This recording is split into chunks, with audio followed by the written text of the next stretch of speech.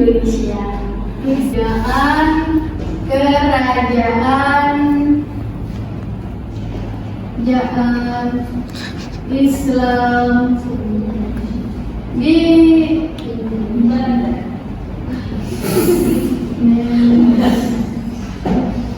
Nah, insya Allah kami akan menjelaskan 10 kerajaan. Nah, insya Allah saya sebagai pemateri pertama atau saya akan menjelaskan materi pertama. Jadi, jika berbicara tentang kerajaan-kerajaan Islam di Indonesia, kerajaan-kerajaan Islam di Indonesia itu diperkirakan telah ada sejak pada abad 13 yang muncul dari lintas perdagangan laut. Nah, terus perdagangan Islam seperti di Arab, Persia, India hingga Tiongkok mulai membaur atau membesar hingga dengan masyarakat Indonesia. Nah, langsung saja, adapun kerajaan-kerajaan Islam di Indonesia, yang pertama yaitu kerajaan Perlak. Nah, kerajaan Perlak adalah kerajaan tertua di Indonesia dengan masa pemerintahannya itu cukup panjang atau lama, dari tahun 840 sampai 1292.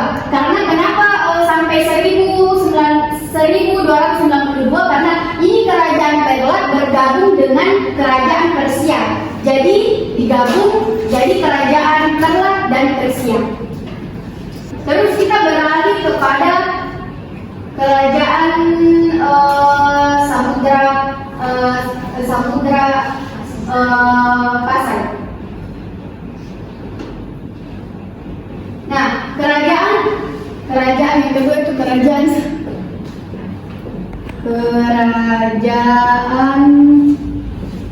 Samud. Jadi, maaf tadi sebelumnya, kenapa ini kerajaan Perlak sampai 1292?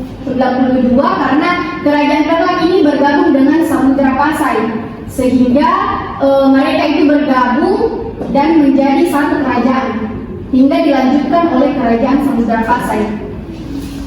Jadi diganti di kerajaan Samudra Pasai. Ya, diganti dengan yang namanya Samudra Pasai. Nah, berbicara tentang kerajaan Samudra Pasai, kerajaan ini didirikan oleh Sultan Malik As-Saleh. Berkuasanya itu dari sejak tahun 1297 hingga 1326, kurang lebih 29 tahun. Terus kerajaan Samudra Pasai ini menjadi lintas perdagangan yang besar atau luas begitu ya. Terus kerajaan Samudra Pasai itu berkembang cukup luas dan bahkan menjadi salah satu pedagang rempah-rempah yang besar, dan sehingga banyak juga dikunjungi oleh pedagang-pedagang lain seperti dari Persia, India dan lain sebagainya, bahkan Tiongkok. Nah, kita beralih ke kerajaan kedua. Ini baru masuk kerajaan kedua karena kenapa tadi? Karena ini kan kenapa baru kerajaan kedua ini? Karena ini tadi bergabung otomatis kerajaan Malaka. Kerajaan Malaka adalah kerajaan kedua. Karena tadi ini dua bergabung. Nah, Iskandar Shah merupakan raja pertama dalam kerajaan Malaka. Awalnya adalah seorang pangeran dari kerajaan Majapahit, tetapi ini Iskandar Shah kabur dari kerajaan Majapahit karena kalah dalam peperangan, sehingga dia dengan sejajarannya itu pergi ke kerajaan hingga melahirkan yang namanya kerajaan Malaka. Nah, terus yang keempat itu kerajaan Malaka juga didukung kerajaan Malaka juga didukung oleh pedagang-pedagang dari Persia dan India. Terus yang keempat yaitu Kerajaan Aceh. Kerajaan Aceh.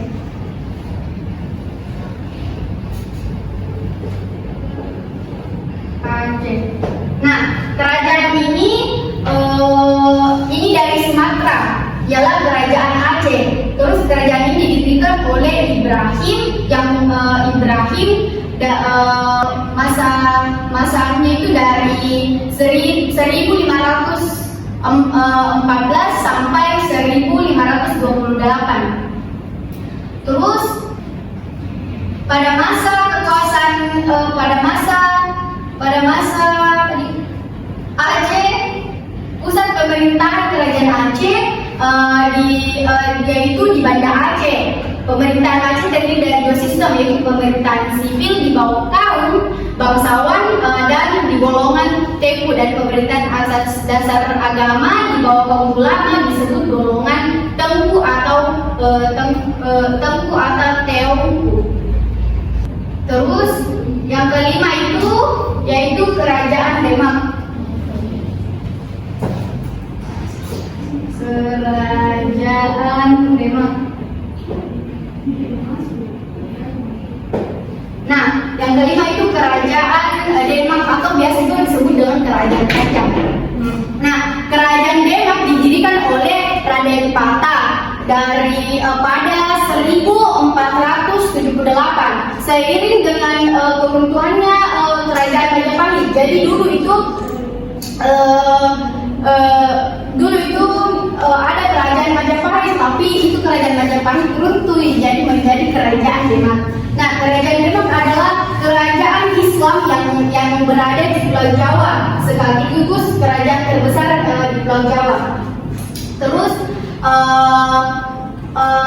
berkembangnya ini Kerajaan Demak yaitu dibantu selain dari Raden Patah, tapi dibantu juga dengan Wali Songo yang 9 tokoh agama Islam, tokoh penyebaran agama Islam di Jawa.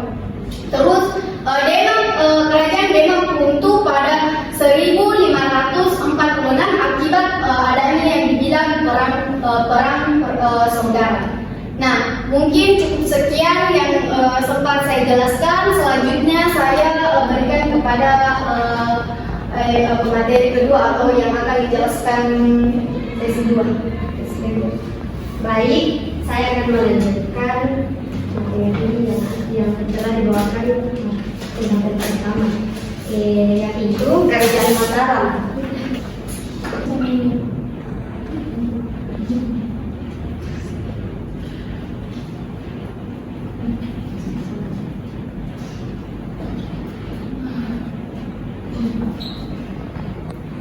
Ya, Kerajaan Mataram, Sultan Wijaya mendapatkan limpahan kerajaan Pajang dari Sultan Benoron, kemudian memindahkan pusat pemerintahan di daerah kekuasaan ayahnya, yaitu Ki Ageng Penahan di Mataram.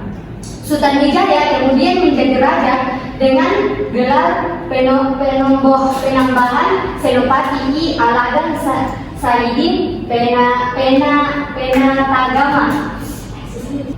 Terus pemerintahan Senopati ini 1586 sampai dengan 1601 karena tidak berjalan mulus karena ada diwarnai dengan pemberontakan. Kemudian Kerajaan Banten.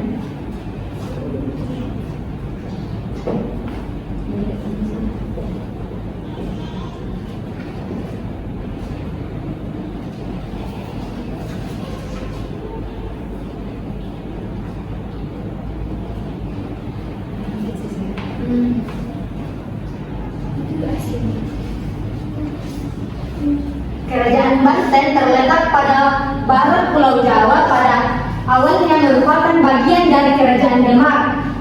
Banten direbut oleh pasukan Demak di bawah kepemimpinan Fatanila, adalah menantu dari Syarif Hidayatullah. Syarif Hidayatullah ini adalah seorang wali yang diberikan kekuasaan oleh Kerajaan Demak untuk memerintahkan memerintah Cirebon. Syarif Hidayatullah memiliki dua putra laki-laki. Putra laki-lakinya itu yang bernama Pangeran Paseran dan Pangeran Sebapingkin.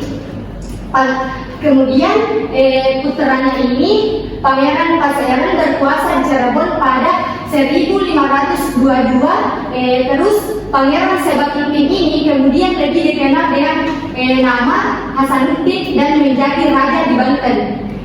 Kemudian kerajaan Cirebon.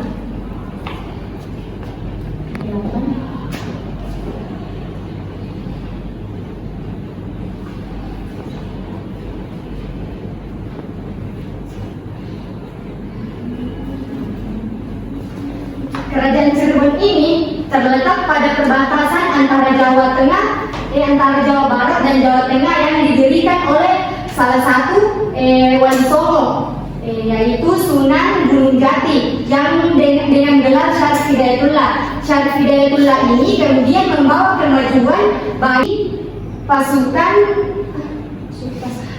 di bawah Fatahillah untuk menyerang Portugis di Sunda Kelapa. Terus kerajaan Cirebon ini didirikan oleh Pangeran Wali Susangsang pada 1430. Kerajaan Islam Cirebon ini berhasil mencapai kejayaannya di bawah pemerintahan Syarif Hidayatullah atau Sunan Gunung Jati. Terus kerajaan Gotalo.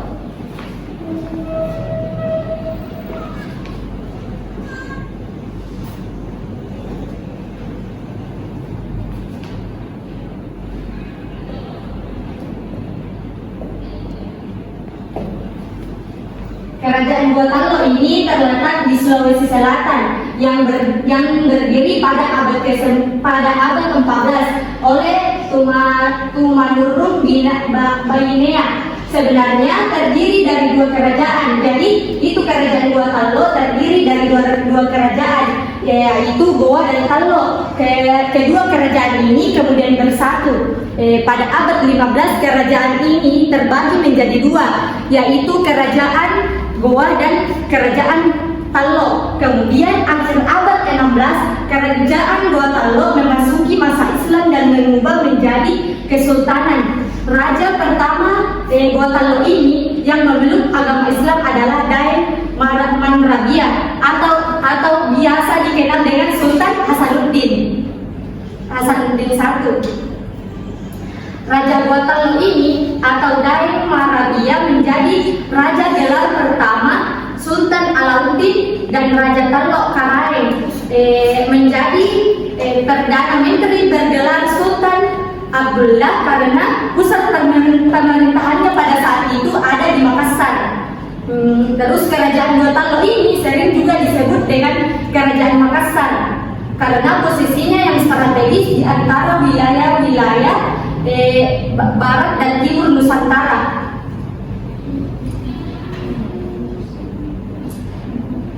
Yang terakhir, kerajaan Ternate dan Tidore.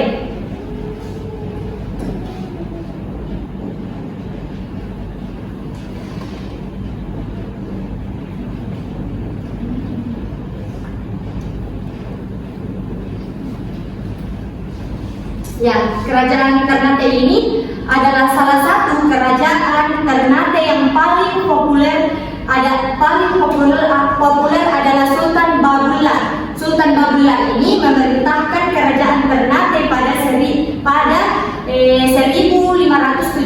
hingga 1583. Di bawah pemerintahan kerajaan Ternate ini, kerajaan Ternate berhasil mencapai masa kejayaannya pada saat itu, serta berhasil mengusir Portugis dari Ternate. Kerajaan Ternate ini runtuh. Kerajaan Ternate runtuh karena diadu domba oleh kerajaan Tidore yang dilakukan bangsa asing Portugis dan Spanyol pada saat itu dengan tujuan menapoli perdagangan rempah-rempah. Kerajaan ini terletak pada timur dan menjadi incaran para pedagang Maluku dan kaya akan rempah-rempah di Ternate dan cepat berkembang. Berkat hasil rempah-rempah terutama pada saat itu adalah cengkeh. Sekian materi yang bisa saya sampaikan, kurang lebihnya mohon dimaafkan. Saya kembali yang benar-benar yang di sini. Baik, pada kakak-kakak sekalian, mungkin itulah yang sempat kami jelaskan tentang kerajaan-kerajaan Islam di Indonesia. Terus jika ada yang ingin ditanyakan, kami persilakan tentang seputar dengan kerajaan-kerajaan Islam di Indonesia. Atau mengerti bagi semua? Mengerti semua? Alhamdulillah.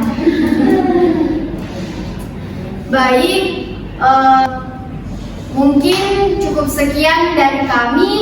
Lebih dan kurangnya mohon dimaafkan kami karena kami di sini betul-betul kita di sini sama-sama belajar bagaimana menjelaskan sesuatu atau turun langsung ke lapangan untuk menjelaskan materi.